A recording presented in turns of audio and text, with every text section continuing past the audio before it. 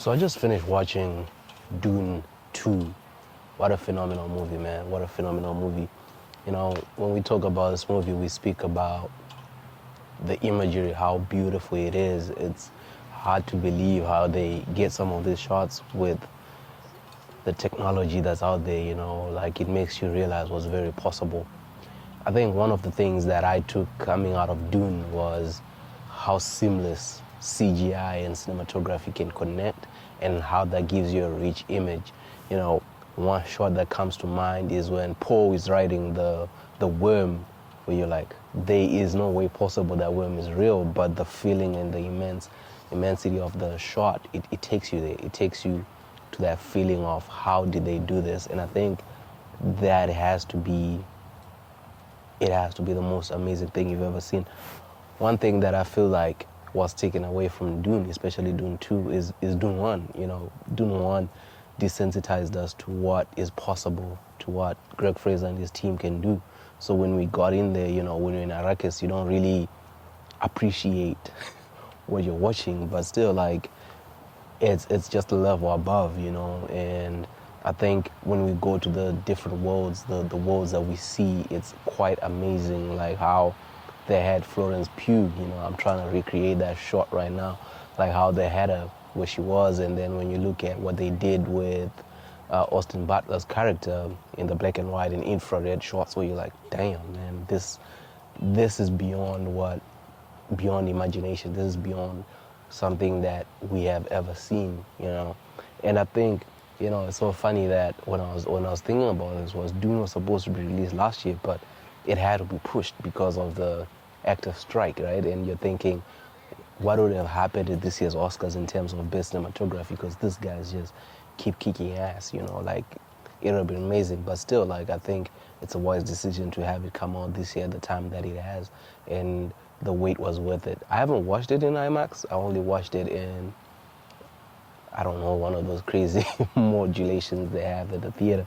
But still, man, it was quite a beautiful, beautiful imagery that Greg Fraser and his team did an amazing job. You know, one of my qualms with Dune is there are moments whereby, you know, you can see the technology, I think, especially in white shots when he's looking for the worm, where it just feels a little bit wonky or weird. Like it feels like it's a blue screen rendered out, or it feels like the volume, you can see the effect of it. But other than that, man, like, I really feel like it's a very, very beautiful film. It's a beautiful imagery. The acting, everybody brought on their best work ever, you know, from catering. Not that I know the catering of Dune, but it's quite brilliant.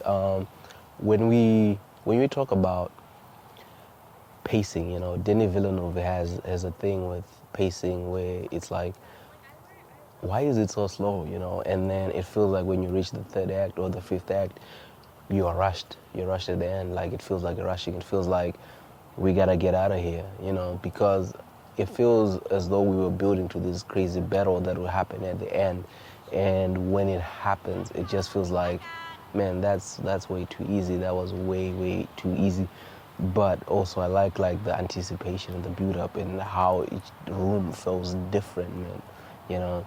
And I know a lot of people complain about it, like, oh, it's too long, it's too this. I think it's worth the experience, though. Like, they give you a very beautiful cinematic experience that I have not experienced in a long time watching movies, especially after going behind the camera. You know, it's very difficult to watch a thing and not think about how did they like this, how did they do this. I think Dune just takes you to a different world. Like, you can fight it, but eventually you have to love it and accept it. You know, like, this movie is something else, and what an experience. If you haven't watched it, I encourage you to go watch it and let's talk about it, like some of the things that they did in there. You know, I'll be highlighting some shots that I picked up from the trailer that we're going to talk about. And yeah, what an amazing film. Compose the shots, right? So it's the way that they compose the shots, the lighting and everything. So, for example, in this shot, you can see that here there's a lot of hard light, which is probably coming from the sun since it's in the desert.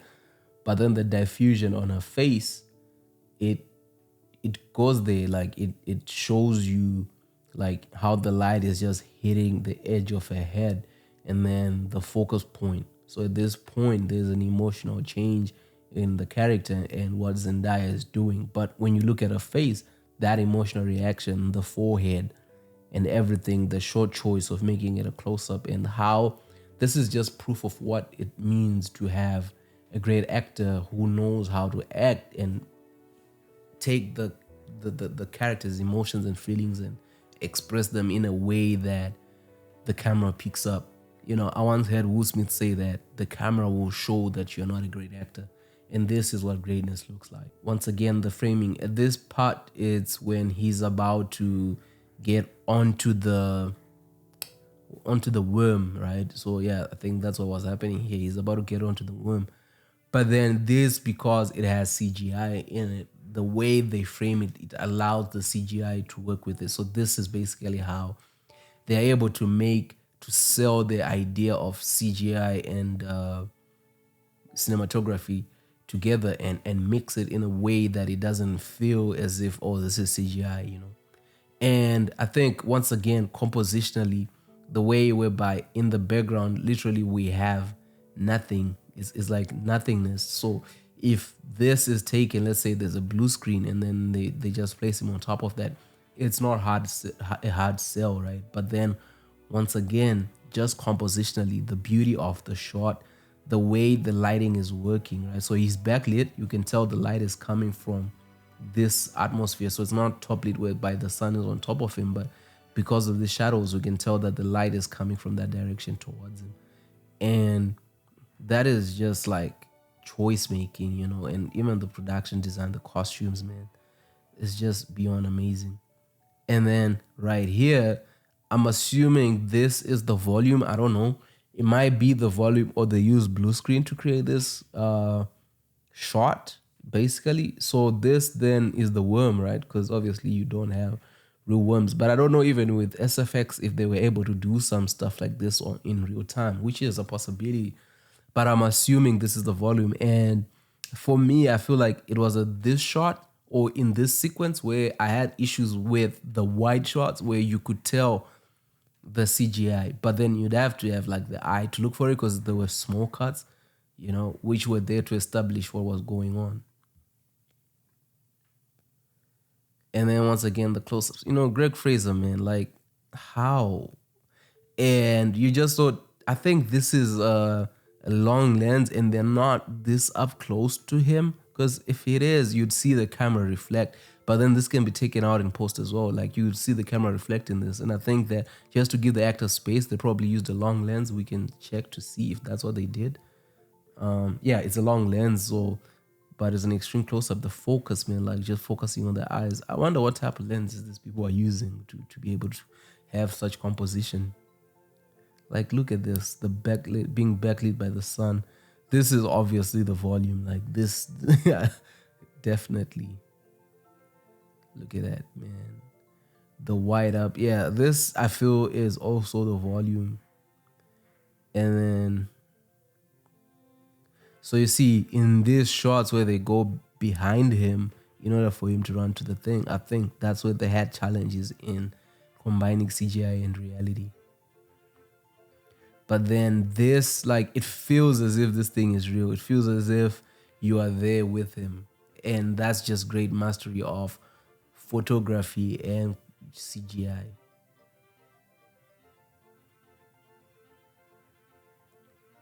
You know, in this film and the production design, these are normal goggles, right? Like everything I understand is custom made, but like just the choices they were making, like you have a hard light hitting him here and then there's a shadow, and then I'm assuming this is a negative field that they were using to stop the light from spreading, and just it being in the desert, like the decision of playing with focus and stuff like that in these moments is beautiful. And what you need then is just the act.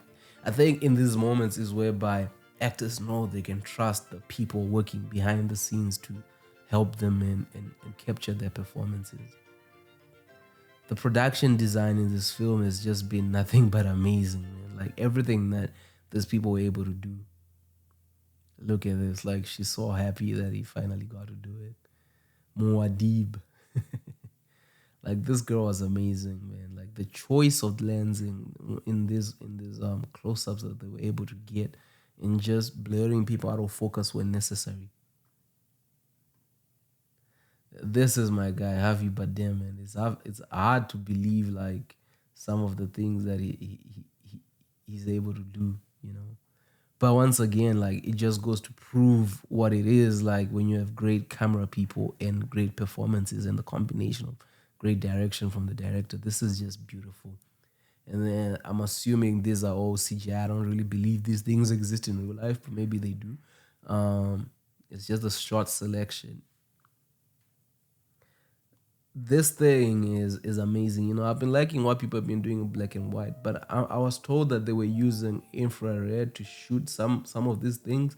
Um, it creates Akinan and makes it feel weird, like whatever these people were, like they've the way they've been captured and presented, like they just have a weirdness to them. You know, you're on a different planet, and that's just amazing. And then, like framing wise, man, like look at this, like this is the main, but look at how the color palette just works together, and how the light, they're all backlit and the light falls on them. Like look at this, everything is just beautiful in this film. Like you cannot go wrong.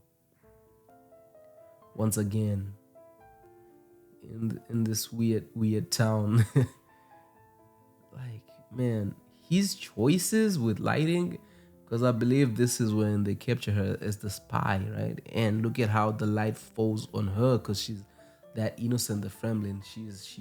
They're highlighting that, and then how these guys are in darkness. And you know, in a movie, once you can put it on a frame and just be able to tell the story, like that's phenomenal.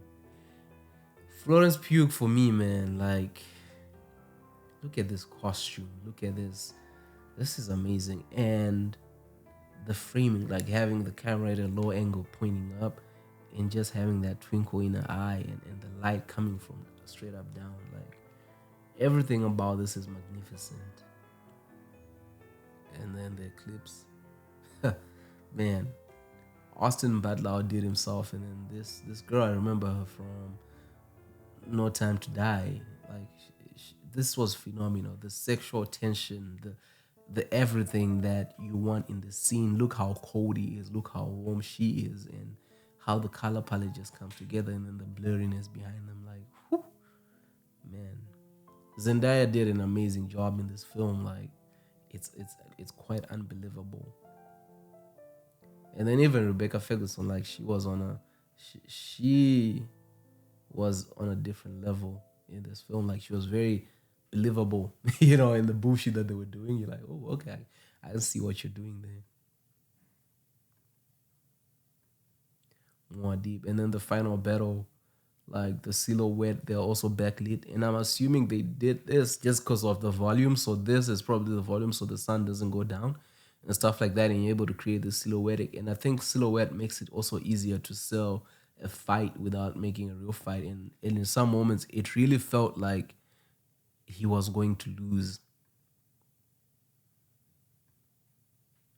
The choices that were made in this film, man, like it's beyond amazing. If you haven't watched Dune Part 2, man, I encourage you, go watch it to a theater close to you.